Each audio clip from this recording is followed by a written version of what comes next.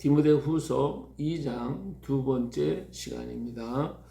자, 바울은 디모데에게 내 아들아 그러면서 예수 안에 있는 은혜 가운데 강하고 또 너 자신이 충성된 사람들에게 내가 들은 바 모든 복음을 그대로 가서 전할 것을 얘기합니다. 그래서 이 충성된 사람들에게 전해야 될 이유가 뭐예요? 하나님은 충성된 자를 쓰십니다. 그들 통한 하나님의 말씀은 전파되고 또 증거되는 거거든요. 오늘날도 마찬가지로 충성된 자를 하나님은 들어서 쓰시기를 원하시는 것이지, 게으르고 나태한 사람을 하나님은 절대로 들어 쓰실 수가 없어요. 쓸 수도 없을 뿐만 아니라 쓰지도 않습니다. 왜? 아무리 좋은 것을 줘봐도 게으르고 나태해서 그 일에 충성하지 못하니 어떻게 하나님의 말씀이 퍼져나갈 수 있겠어요? 오늘도 하나님은 충성된 사람들을 통해 가지고 그들을 통하여 하나님의 역사를 이루는 것입니다. 우리는 그리스도의 좋은 병사라고 얘기했죠. 병사는 모집한 자를 기쁘게 하는 거고, 또 경계하는 자라고 해서 경계하는 자는 법대로 경계하는 것이고, 또 우리는 농부라고 그랬어요. 농부가 부지런히 일함으로 먼저 그것을 얻을 수 있음을 얘기하고 있습니다. 자, 내가 말하는 것을 생각해봐라. 주께서 범사에 내게 총명을 주시리라.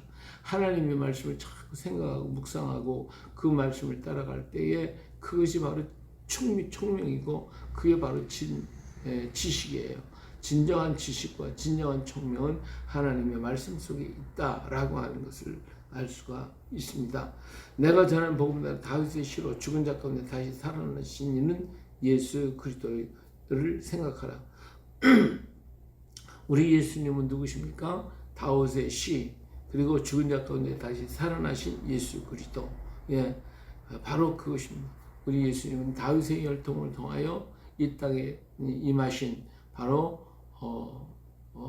육신을 입고 이 땅에 오셨고, 그리고 십자가에 죽으시고 다시 부활하신 그분은 바로 그리스도시다.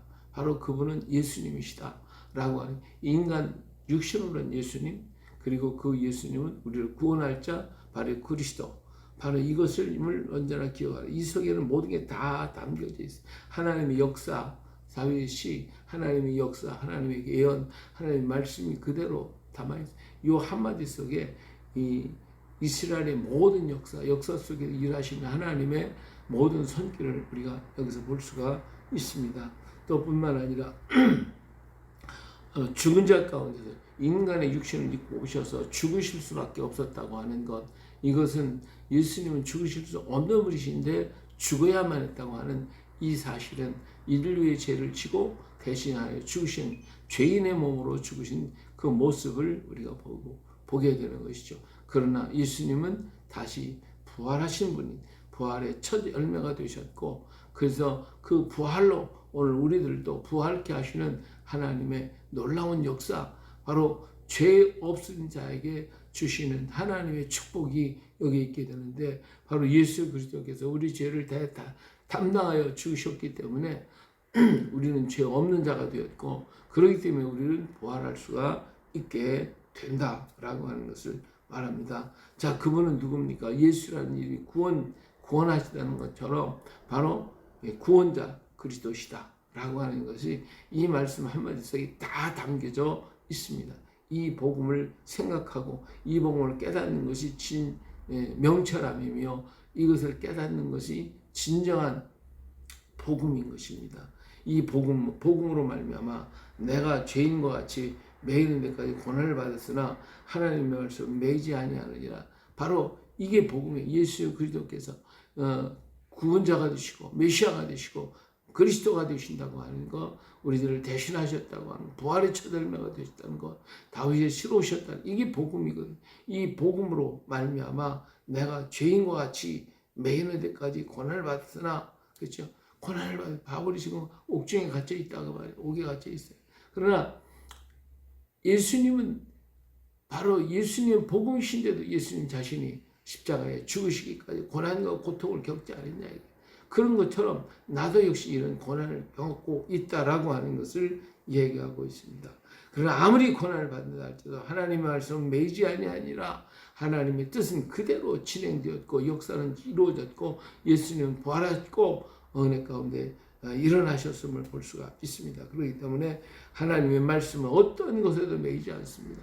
세대가 아무리 그래도 어떤 철학과 윤리가 있고 모든 사상과 모든 것들이 있더라 할지라도 절대로 하나님의 말씀은 매이지 아니합니다. 거기서 이기고 승리하고 일어나게 됩니다. 죽음이 아무리 강해도 그를 정복하고 그 위에 일어나게 되십니다. 이게 바로 복음이고 이 하나님의 말씀입니다. 하나님의 말씀은 절대로 매이지 아니합니다. 그러므로 내가 택함 받은 자들을 위하여 모든 것을 참으면 그들도 그리스도 예수 안에 있는 구원으로 영원한 영광과 함께 받게 하려 함이라. 예, 바울 사도는 이 복음을 위하여 참고 견디며 그리고 고난과 고통도 예수님의 십자가 생각하고 예수님의 그 복음을 붙들고 절대로 매이지 아니하는 이 말씀을 증거하기 위해서 이 같은 모든 일을 했기 때문에 바울 사도는 디모데에게도 너도 그리스도를 위하여 예수 그리스도를 위하여 고난을 받아라 라고 얘기합니다. 고난을 받아도 우리는 절대로 매이지 않습니다. 절대로 흔들리지 않습니다. 육신을 갖다가 망하게 하고 죽이고 옥에 가두기도 하고 별짓을 다 한다 할지라도 하나님 말씀 또 역시 일어나서 새 역사를 이루고 또 새로운 뜻이 이루어지게 되는 것입니다. 우리 이 땅에 토마스를 보내서 다 막 죽이고 없애버린 것 같았지만 그러나 하나님의 말씀 매이지 않고 퍼져서 1907년에 대부흥의 운동을 일으키게 됐고 그것이 이 땅에 불을 질러가지고 이 민족이 살아나는 원동력이 된 것, 이것이 바로 매이지 않는 하나님의 말씀의 능력이심을 볼 수가 있습니다. 그런 거로 우리는 모든 것을 다 참고 나에게 견디고 감당하고 이루어가야 할 줄로 믿습니다. 믿보다 이 말이요. 우리가 주와 함께 죽었으면 또한 함께 살 것이요. 참으면 또한 함께 왕노릇할 것이요. 우리가 주를 부인하면 주도 우리를 부인할 것이냐. 어떠한 환경과 어떤 일이 있어도 결코 얘를 부인해서는 안 될 것이고 부인하지 않고 끝까지 참고 견디면 하나님께서 그리를 그리스도의 영광의 자리 가운데로 이끌어 가실 것입니다. 예수님께서 끝까지 참으셨기 때문에 십자가상에서 다 이뤘다 라고 외치실 수가 있었고 그리고 하나님의 보좌 우편에 앉으실 수가 있었고 그리고 만왕의 왕이 되셔서 이 땅에 다시 오시게 되어지는 것을 알 수가 있듯이 우리도 참고 견디면 결코 부인하지 않고 걸어가게 된다면 바로 예수님께서 가셨던 그 영광의 그 은혜의 자리 가운데로 우리를 이끌어 가실 것임을 말씀해 주고 있습니다. 그런 거로 감당하고 이기고 승리하라 그 말입니다. 우리는 미쁨이었을지라도 주는 항상 미쁘신 자기는 부인할 수 없으시니라. 우리 하나님은 우리는 미쁘지만 우리는 부족함이 너무 많아요. 허물도 많고 죄도 많고 날마다 죄의 물결 속에서 우리가 살아가고 있는데 그러나 우리 예수님 어때요? 미쁘신 분이 그분을 믿으실 수 있는 분이 그분은 확실하신 분이 그분의 말씀은 절대로 매이지 않고 흩어지거나 약해지지 않습니다. 세상에 아무리 눌러도 하나님의 말씀은 하늘에서 이룬 것처럼 땅에서도 이루고 뜻이 이루어질 거예요. 천국이 임할 것이고 모든 역사는 반드시 이루어질 것입니다. 이 역사를 우리 믿고 흔들림 없이 어떤 문제가 오고 어떤 환경이 다가온다 할지라도 우리는 굳게 서서 하나님 말씀을 따라가는 자가 됩니다. 하나님 말씀은 매이지 않기 때문에 우리도 결코 매일 수가 없습니다. 육신을 매놓고 여러 가지로 매일지라도 우리 속에 말씀이 있으니 그 말씀이 우리를 자유케 하며 우리를 절대로 묶어 놓을 수가 없다라고 하는 것을 우리는 여기서 분명히 말씀하고 있습니다. 이렇게 하실 리가 누구십니까? 바로 미쁘신 우리 주님.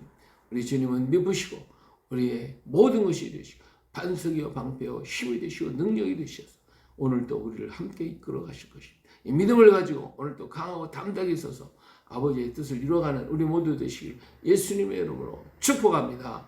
할렐루야.